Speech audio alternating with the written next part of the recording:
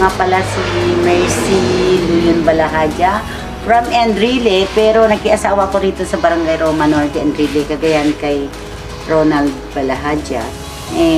Nag-umpisa ang equipment ko since year 15. DC-60 pa yun noon, hindi pa gaanong yung DC-70, hindi pa open ang DC-70, so DC-60 ang original. Sa ngayon, nagkaroon ako ng bali 4 na unit, then 2 traktor. So ang ginawa ko, yung 2 ginawa ko kang mais at yung 2 is palay. So unang kita ng aking reaper is ginawan ko ulit. So yearly ako nagkaroon. Kaya kayo mga farmers, kung gusto nyo na maging katulad ko, lapit lang kayo sa equity. Approachable naman sila. Lahat ng problema kaya nilang solusyonan. Basta magsabi kayo naman ito.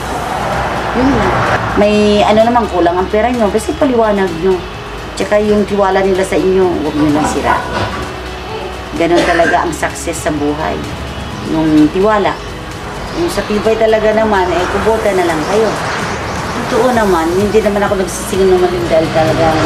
Lahat naman na equipment ko, kubota talaga Kaya, karoon pa rin lang ng gamit, kubota na, equity na.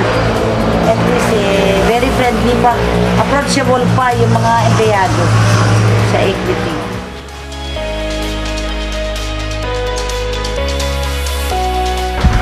Thank you, Equity Machineries, kumpanyang mapapagkatiwalaan sa lahat. Thank you, Kubota, for Earth, for Life.